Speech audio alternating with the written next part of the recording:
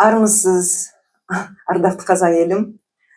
Бүгін сіздермен Қытай туралы сөйлесейін деп едім, себебі сізді мазалап жүрген мәселе осы Қытай туралы қиыншылықтар, қазақтарға түсіп жатқан қиыншылықтар деп ойлаймын, себебі комментарийде сіз сол Қытай туралы айтып берші деп көп жазасыз.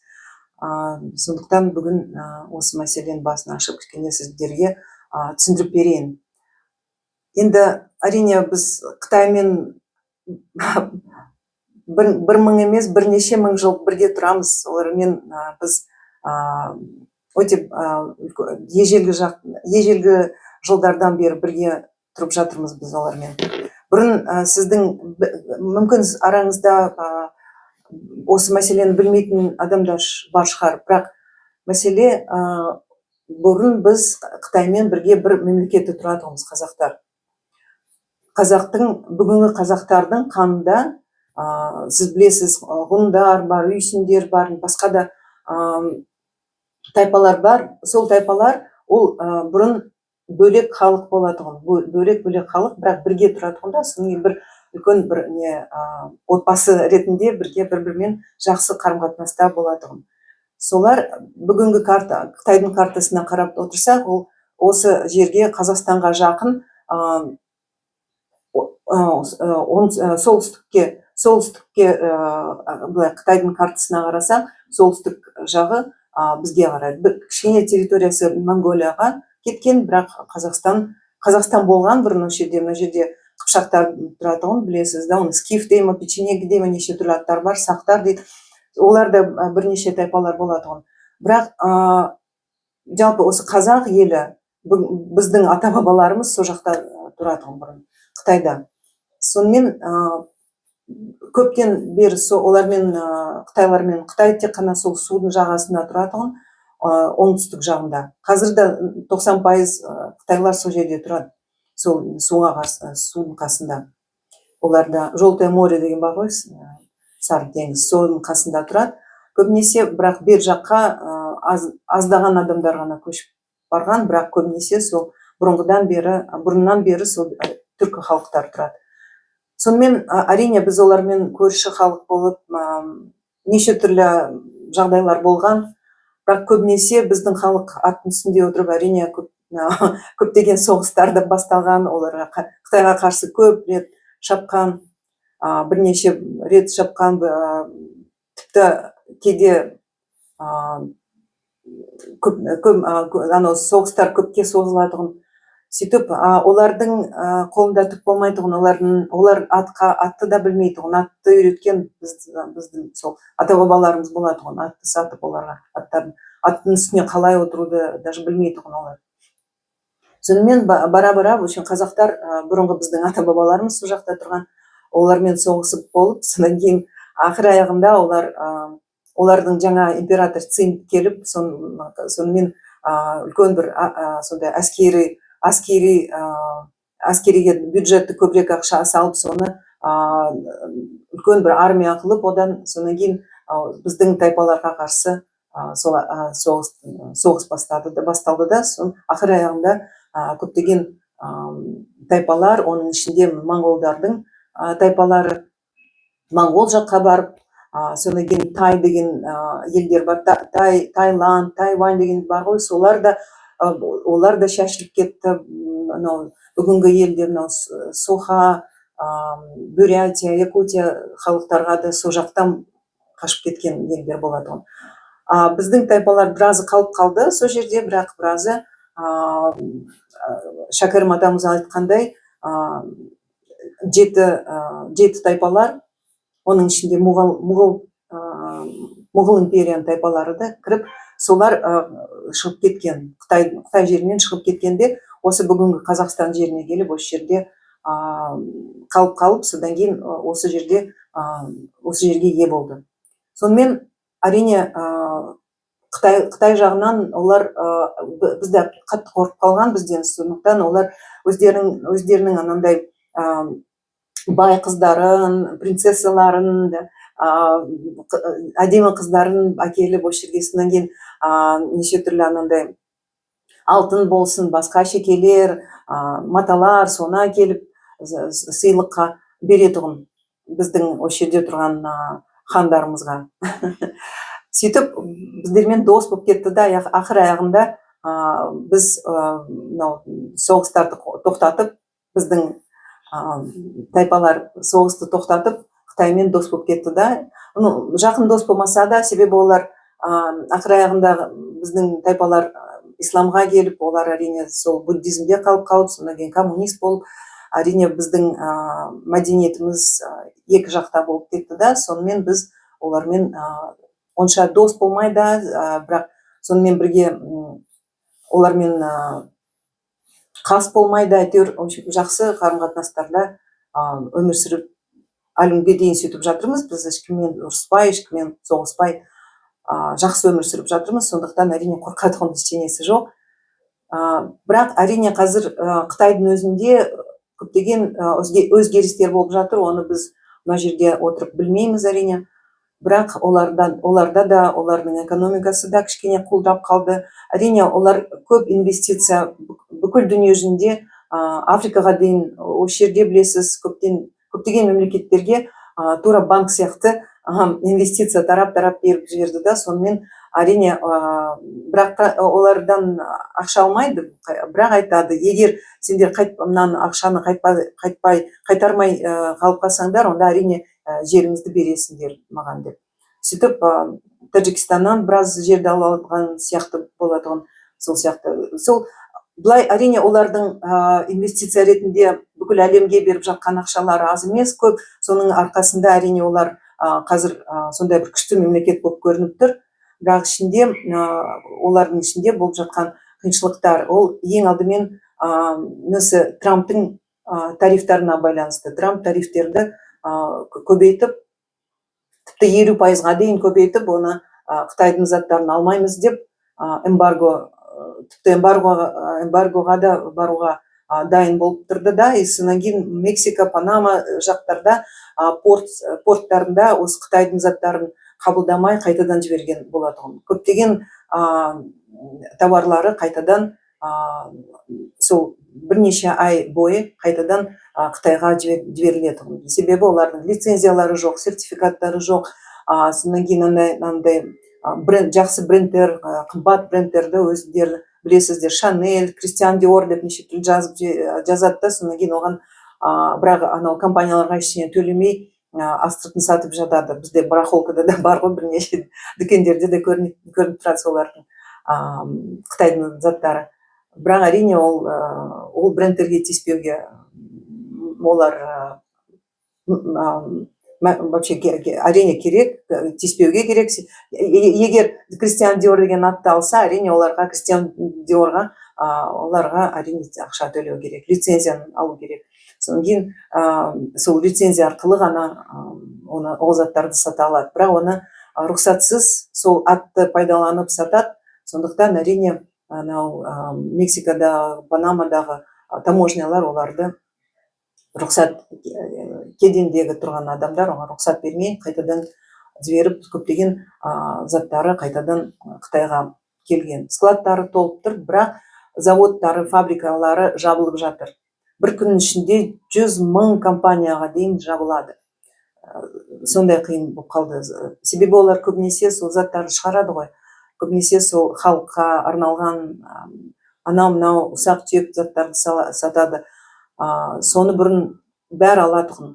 Бірақ қазір оған сондай бір қатаң көзбен қарайды да, себебі олардың осындай заң бұзушылықты да бар, әрине, біреудің брендтерін пайдаланып. Содан кейін сертификат ол рұқсат деген сөз ғой да. Мысалы, әрбір мемлекеттің өзінің рұқсат беру стандарттары бар. Сол стандарттарға сай болмай, олардың заттары да сондай бір нашар, сапасы нашар деп оны қабылдамай қайтадан жібереді. Сондықтан соған қарап отырып, біз біліп отырмыз бәрін, неге ол болып жатқаны. Себебі сол товарларын қабылдамай, қазір заводтары жабылып, халықтары далада қалып.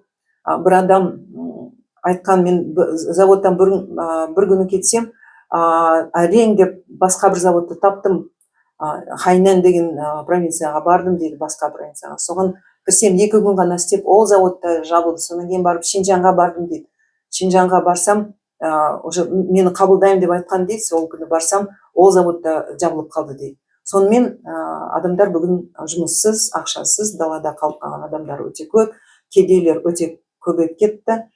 Сонымен әрине олардың жағдайы мәз емес. 285 ең үлкен компаниялардың, корпорациялардың арасындағы сонда 285 корпорациялар жабылды дем. Сондықтан да әрине олардың жағдайы қазір экономика жағынан мәз емес. Халықтың жағдайы да онша жақсы емес. Олардың саны азайып жатыр. Олардың айтып жүргені 1,5 миллиард халық бар деп, ол шындыққа жатпайтын нәрсе. Біріншіден, бұл осындай адамдардың санын үлкейтіп көрсеткен көбінесе сол сионисттер болатұғын. Себебі олардың сондай бір жоспары болған, бүкіл әлемнің бұл шайтандың жоспары деп ойлаймын, оларға үйреткен бүкіл әлемде тұрып жатқан халықтың санын азайту керек деп. Сондықтан олар сол азайту үшін бізге сондай бір не айтып жүретұғын, олар бір кеңес айтатұғын. Біз халықтың санын азайтуымыз керек қой, экономика бізге жетпейді ғой, жер жетпейді ғой, су жетпейді ғой деп, сондықтан азаю керек деп олар сондай бір сұмдық мәселені бізге ашық айтатұғын. Сондықтан әрине олар, мен ойлаймын, бұл шайтанның оларға үйретіп қойған нәрсесі, сондықтан оған әрине сенуге болмайды. Сол себеппен мен ойлаймын, ол мынау Қытай болсын, Индия болсын, басқа мемлекеттер болсын, оны Қазақстан оған жатпайды деп ойлаймын. Басқа мемлекеттер, Ресей мысалы, да, олар әрине оларда 350 миллион дейма, олар онша адам жоқ деп сенемін. Сондай үлкен несі, адамдардың саны көп деп Қытайды ең бірінші орынға қойып қойды. Бірақ Қытайдың өздерінің профессорлары, Америкадағы оқытып жатқан университеттерде оқытып жатқан ғалымдары өздері айтты, ең көп болса сол 800 миллион адам тұрады дейді Қытайда. Бұл ақпаратты где-то 2-3 жылдай бұрын естігем. Бірақ басқа бір ақпарат тағы бір мәселені ашып тұр. Мысалы, биыл осы жылы, жаңа жыл болғанда, февральда, олардың Қытайдың жаңа жылдары болғанда, далада бір адам жоқ, шықпайды. Бұрын есіңізде ме, ылғи телевизордан көрсетіп отыратұғын, қытайский Новый год деп жаңалықтарда көрсететұғын. Далаға бәрі, халықтың бәрі шығып, ойнап, күліп, неше түрлі анау нелерді көрсетіп, бізге спектакльдерді көрсетіп, айдаһарлармен байланысты. Сол сияқты болатын. Бірақ биыл бір да адам далада жоқ, ешкім осы жаңа жылда өткізген де жоқ. Үлкен қалаларда болсын, кішкентай қалаларда болсын, көшелерде бір адам жоқ. Сөйтіп жаңа жыл тыныш қана өтті биыл.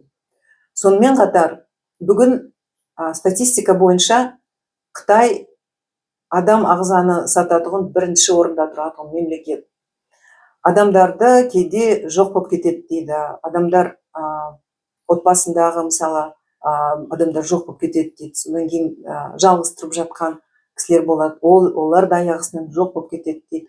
Сонымен бір ғана компартия үшін 15 мың адамдардың ағзалары керек болады дейді. Сонымен қатар бүкіл әлемдегі бүгін байлар сол ағзаларды сатып алу үшін мынау адамдарды алдымен құлдыққа сатып алады да, содан кейін оны ағзалары үшін пайдаланады. Сол себептен де Қытайдың саны азайып кетті. Қытайлардың саны азайып кетті, олардың халықтың саны. Сол тағы бір мәселе, олар үшін өте қиын мәселе, оны әрине шешуге біраз уақыт керек болады, адам санын үлкейту үшін қайтадан. Сонымен әрине бүгінгі күнде бүкіл әлемде осы тариф болсын, анау Трамптың бүкіл әлемге жайып қойған тарифтері болсын. Тарифіміз ол әрқашан біз бір сауда жасағанда, тауар сатқанда Америка ең үлкен сатып алушы мемлекет болатұғын Қытайдан заттарды. Қытай болсын, басқа мемлекеттер болсын, әрине олар Америкамен сауда жасауға әрқашан асығатұғын. Себебі олар көп төлейтұғын, жақсы төлейтұғын, доллармен төлейтұғын, сондықтан әрине олар сол сауданы жақсы көретұғын, қай мемлекет болса да. Алайда қазіргі уақытта осы тарифтерді шығарды да, Трамп айтты, біз өзіміздің мемлекетіміздің жағдайын жақсартуымыз керек, экономикасын көтеруіміз керек, завод-фабриканы ашуымыз керек қайтадан, себебі Американың завод-фабрикалары бәрі бірден соң жабылып жатқан, экономикасы құлдырап қалған, қатты құлдырап қалған. Қазір де сондай. Америка өте нашар жағдайда қазір. Сонымен әрине ең алдымен соны айтқан, жұмыссыз отырған адамдарға жұмыс беремін деп, ең сондай неге президент болардың алдында көп сондай бір нелерді айтып кеткен, халыққа берген сөздерін әлі де есімізде, біздің де есімізде әлі айтып кеткен сөздері. Бірақ болмай қалды. Себебі оның ең алдымен осы қойған мақсаты тарифтерді көтеріп, келген саудамен келген тауарлардың үстіне тағы да анау таможенный пошлины дейді ғой, соны қосып қайтадан ана бұрынғының үстіне тағы да 25% болсын, 50% болсын, Қазақстанға 25% қойып қойған. Әр товар Қазақстаннан баратын, Қытайға, Америкаға баратын товарлар 25% оның үстіне төлейтін болды.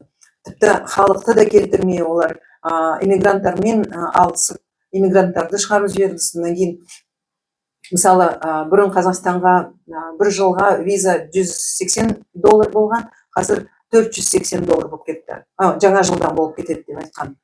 Сонымен тіпті визаның бағасын да көтеріп, ешкім келмесін деп, өздерінің мемлекетін жақсартамыз, жағдайын жақсартамыз деген мақсатпен осындай керісінше құлдыратып қойды. Сонымен қатар басқа елдердің экономикалары да құлдырап қалды. Соның арасында Қытай. Сондықтан Қытайдан осы былай ішіндегі жатқан осындай мәселелер, одан да көп мәселелер бар, бірақ тек қана сыртынан біразын айтып отырмын сіздерге. Бірақ шын мәнінде олар, әрине мен сіздің уайымдап отырған мәселені түсініп отырмын, себебі мен де оны уайымдаймын. Оны әрине ойластыру керек, қаншама адамдар келеді, визасыз кіреді Қазақстанға, да? Бірақ сол Қытайлардың осындағы келіп жатқан Қытайлардың біздің сол жақта Қытайда жасап, қазақтарға, басқа мұсылмандарға жасап жатқан қиын заманды көрдік, білдік, түсіндік. Соған әрине біз оларды жақтырмай отырмыз, ол түсінікті. Олар мұсылмандарға қарсы халық, имансыз халық, имансыз, жүректері тастай, оны түсінуге болады әрине. Бірақ басқа жағынан қарап отырсаң, олар егер келіп жатса осы жерге, мүмкін олармен бірге инвестиция келетін шығар, басқа да жұмыс орындар беретін шығар деп ойлаймыз. Әрине Қытай қайда барса да өзінің адамдар, тіпті охранник күзет болсын, водитель, машинені жүргізушілер болсын, өздерінің адамдарына келеді ғой. Сонысы жаман, әрине біздің Қазақстан жағынан бізді оны бақылауымыз керек, оларға тым көп еркіндік бермеу керек. Біздің Бұхар Жырау атамыз айтып кеткендей, Қытайға еркіндік беріп қойсаң, ол ата-бабамыздың сүйектеріне дейін шұқылап жерден шығарады деп. Сол кісі айтып кеткені әлі есімде, ол кітапты бұрын оқығам, сөздерді, Бұхар Жыраудың кітабын. Сондан әрине біз сақ болуымыз керек, бір жағынан, екінші жағынан қорықпамыз керек. Бәрібір қорықпамыз керек. Олар не істеп жатқан әбден қарап, оны абайлап, сол қадалап жүруіміз керек, бірақ қорықпамыз керек. Ең маңыздысы, ештеңеден қорықпамыз керек. Қытаймен бірге басқа халық болсын, орыстар болсын, басқа халықтар болсын, ешкімнен қорықпамыз керек. Себебі қазір өмір қатты мүлдем өзгереді. Қазір әрине сіздерге көрінбей тұр әлі, бірақ келесі жылдан бастап көптеген жаңа нәрселер келіп жатады Қазақстанға, Қазақстан өміріне, әрбір адамның өміріне көптеген өзгерістер, миында да, ойында да неше түрлі жақсы бір өзгерістер болып жатады. Жанында да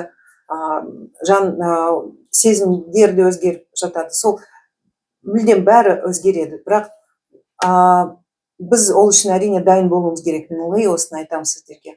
Ол не дегенім? Ол үрейден аулақ болу керек. Әрбір үрейден аулақ болу керек. Бізді келеді, біреу жаулап алады, біреу бізді құл қылады. Біз анау президентке байланысты, мынау президентке байланысты жағдайымыз нашар болып кетеді деп неше түрлі ойларды ойлап жатасыңдар, кейде да сөйлесіп жатасыздар, кейде бір біріңізге айтасыңдар сондай бір нелерді, үрейлерді. Ол дұрыс емес, оны мүлдем тоқтату керек. Ештеңеден қорықпаңыз. Бір Құдайға сеніп, жақсылықты ойлап, келешекте тек ниетіңіз таза болып, ақ жолмен жүру керек өмір бойы. Неге десеңіз, себебі жаман осындай қатты заман болды да, жүректері қатты мұздай суық адамдар болды бұрында, басын шауып кететұғын, мысалы біреудің, немесе Сталин сияқты алаш партияны өлтіріп, бәрін өлтіріп тастаған қаншама, немесе Қазақстанның көрмегені жоқ, бірінші соғысқа да қатысты біздің жігіттер, екінші соғысқа да қатысты, әрбір отбасында аталарынан, ағаларынан айырылды отбасылар. Қайда барған дейсіз, қай жерге қатыспады дейсіз, қай соғыстарға бармады дейсіз, Афганистан болсын, басқа болсын. Бізде көрмегеніміз жоқ, халықтың, Қазақстанның, қазақ халқының көрмегені жоқ. И осының бәрі енді аяқталды. Вот осыны түсіңізші, бір рет түсініп қойсаңыз, бір рет осы ой сізде қалыптасса бір рет, онда ештеңеден қорықпайсыз. Бәрі бітті, болды. Енді жаңа өмір басталады. Ендігіден ешқандай соғыс та болмайды, ешқандай үрей, ешкім сізді келіп жаулап алмайды. Олардың қолы жетпеді сіздерге. Алла Тағала бізді сақтап отыр. Бізге ешкім тисе алмайды. И бүкіл әлемде де сондай жағдай болады. Әрбір мемлекет өзінің жағдайын ғана ойлап отырады, өзінің өмірін, өзінің экономикасын, өзінің саясатын ғана. И Қытайды мен бұрын көргем, Қытайдың мемлекеті кішкентай болып қалады. Бір Алматы облысынан үлкенірек шығар, бірақ Қазақстанның жартысы емес, тіпті бір кішкентай жағы ғана болып қалады, сондай кішкентай мемлекет болып қала береді Қытай ақыр аяғында. Сонан кейін олардың президентін да көрдім. Оның бүгінгі президенттің бір емес, екі емес, 3 беті бар. Сондай адам. 200 емес, 300 адам. Ол ақшаны өте жақсы көреді, алтынды жинап отыр өзінің складтарына жинап отыр. Оларда Қытайда 5 клан бар, білесіз ба? Бізде де кландар болды ғой. Бізде де кландар болған. Назарбаевтың кланы, Масимовтың кланы, сонымен қатар басқалар болған. Сонымен Қытайда да қазір 5 кландар бар, и сол кландар сондай олардың гангстерлер сияқты, бір-бірімен олар өте бір-бірімен қастық бар олардың арасында, сонан кейін жек көрушілік бар, бір-біріне әрқашан қиыншылық әкеледі, сонан кейін тіпті кейде көшеге шығарады адамдарды, осы Ши Цзиньпинге қарсы мысалы. Кейде адамдарды өлтіреді тіпті. Сондай, кейде бізге анау жемқорлықтан өлтірдік деп көрсетіп алдап қояды да, бірақ шын мәнінде ол өлтіргендері сол басқа кланның адамдары. Соны да біліп жүруіңіз керек. Сол адам бір жағынан ақшаны өте жақсы көреді, көптеген анандай кірпіш алтын болады ғой, соны жинап алған, соны көрдім складында. Сонан кейін екінші беті ол осы бүкіл әлем үшін, ол беті не сияқты, клон сияқты, түсініксіз. И ол клон бір жағынан, үшінші жағынан тағы да сол бірінші, екінші, үшінші. Бірінші беті сол байлықтың беті, байлықтан тоймайтын адам. Екінші ол клон сияқты, бүкіл әлемге клон сияқты көрініп тұрады. Біреуге былай айтады, біреуге былай көрінеді. Неше түрлі қылықтарын көрсетеді. Сонан кейін үшінші беті ол халық үшін. Ол халыққа деген түрі айдаһар, жеп қоюға дайын. Халқы оны өте қорқады, айта алмайды ештеңе. Коммунистік партия бір жағынан әрине, бірақ өзінің де сондай бір халыққа өте қатал көзбен қарайтұғын әдеті бар. Біз оны жақсы білеміз. Қазақтар мен ұйғырларды лагерьге салып тастаған білеміз. Әрине олар имансыз адамдар, сондықтан оларға сенім жоқ. Ол түсінікті. Алайда Қазақстанға келсек, Қазақстанға анау адамдар келе бермейді. Оны сіз білуіңіз керек, таңдап келеді. Анау адамдарды Алла Тағала келгізбейді бұл жерге. Біз өте Алла Тағалаға сенімді болуымыз керек, қатты ұстануымыз керек. Себебі біздің бағанағы айтып кеткенімдей, ол біздің қазақ еліміздің көрмегені жоқ. Сондықтан біздің ата бабамыздың дұғалары, көз жасы, қазіргі уақыттағы да қиыншылық көп жатқан адамдардың көз жасы, дұғалары Алла Тағалаға деген.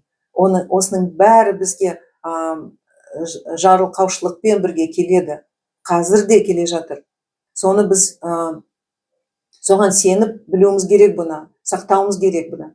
И Алла Тағалаға алғысымызды айтуымыз керек. Сонымен бірге ештеңеден қорықпауымыз керек. Егер адам Алла Тағалаға сенсе, ол шын жүрекпен сенсе, онда ештеңеден қорықпайды. Себебі Алла Тағала оған әрқашан оны қорғап, қоршап, қарап тұрады. Сондықтан да біз тек қана Аллаға сондай жақсы ниетпен, ештеңеден қорықпай, тек қана алдыңғы жатқан, біздің алдымызда жатқан ақ жолды ғана көріп, сол жолмен жүруіміз керек.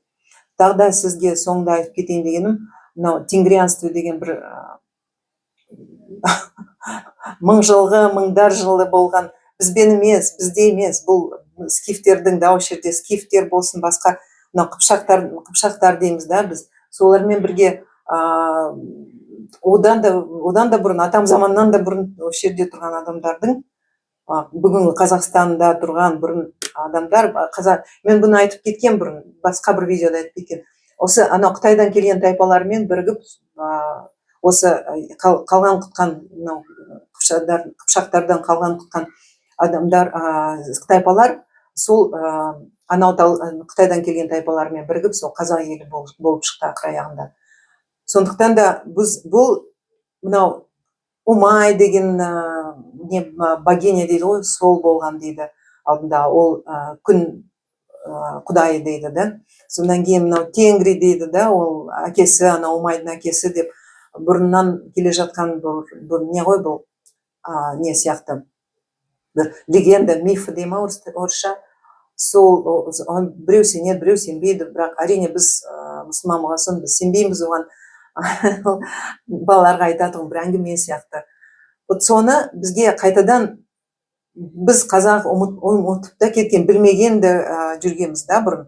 Бірақ оны қайтадан бізге әкеліп, осында біздің мынау паблик арқылы да, соцсет арқылы, мынау торлар арқылы бізге оны әкеліп қайтадан жабыстырып отырған еврейлер, сионисттер, бізді жаулап аламыз деп отырған солар, мінекей, Қытайлар емес, солар. Қытайлардың даже басына да кірмейді ондай ойлар. Олар бізді ешқашан жаулап алмайды. Олар бізден қорқады, әбден қорқып қалған халық деп айттым ғой бағана сізге. Қытайлар бізден қорқады, қазақтан. Себебі олар түсінеді бізді. Неге, мысалы, экомен шығарған яйцеклеткалар бар ғой, соны қазақ елдің ұрпақтары соның яйцеклеткаларын жинап, экоцентрдан сатып алып, Қытайына апарады, содан кейін сол жерде көбейтеді да, қазақтың қаны бізбен бірге болсын деп, бізбен араласып, сол қазақтар сияқты болайықшы деп. Олар бізді көре алмайды, шыны керек. Бізді көре алмайды, бізден қорқады, себебі біздің рухымыз қатты, сондай күшті, ештеңеден қорықпайтын, әрқашан қандай соғыс болмасын, біз бұдан ешқашан қашпайтұғымыз. Сондықтан оны әрине түсінеді, біледі, тарихын жақсы біледі олар. Біздің де тарихымызды жақсы біледі. Сондай бір жау жүрек сияқты халық болғасын, әрине бұлар бізден қорқады. И сондықтан да мынау тенгрианство деген нәрсені, бұны бізге әкелген сол еврейлер. Олар бізді қайттем деп сол неден исламдан шығарып жібереміз деген мақсаты бар олардың.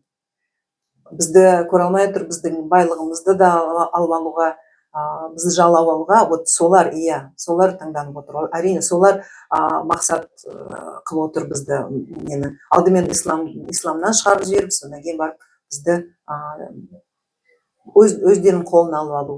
Бірақ ол да қолынан келмейді, көресіздер. Ешкім ештеңе істей алмайды. Вот соны жақсылап тұрып ұғып алыңызшы. Ешкім ештеңе Қазақстанға, қазақ еліне істей алмайды. Біз өзіміз істемесек, ешкім істемейді. Ешкім сыртынан келіп Қазақстанды жаулап алмайды. Ешкім тиіспейді бізге. Сондықтан да біз осыны түсініп, өзіміздің әрбір адамның өмірі болсын, әрбір адамның тағдыры болсын, бүкіл халықтың тағдыры болсын, келешек ұрпақтардың тағдыры болсын, осының бәрін біз қолымызға алып алып, осыған ие болуымыз керек, түсіндіңіз бе?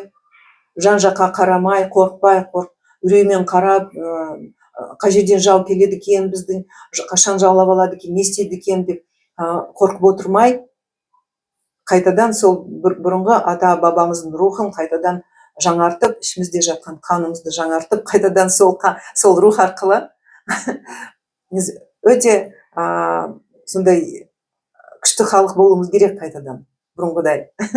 Ешкімнен қорықпайды. Сол, егер сұрақтар болса қоя беріңіз. Сонымен ештеңеден қорықпай, жақсы жатып ұйықта, таңертең тұрғанда жаңа үмітпен тұрып, бәрі жақсы болады деп ойлап, міндетті түрде болады. Вот көресіз, әлі болады, керемет өмір болады. Мен оның бәрін айтпай қояйын сізге. Көп айттым сізге, бұрын да айттым. Бұрынғы видеоларымда да бар, Қазақстан туралы көп айттым. Өміріміз керемет болады, бәрі жақсы болады. Сол. Тек қана Алла тағалаға рахметіңізді, алғысыңызды айтсаңыз, бірте-бірте өміріміз өте тамаша болады. Соған сеніп, күнде өзіңізге сенімді болыңыздар. Өзіңізді жақсы көріңіз. Еліңізді де, жеріңізді де жақсы көріп, бар күшті салып, осыны жақсартып, өзіміз үшін, ұрпақтарымыз үшін, келешек үшін сондай бір жақсы, керемет деңгейде өмір сүрейік бәріміз бірге, жарай ма? Жақсы. Көп рахмет. Келесі кездескенше аман сау болайық. Сау болыңыз.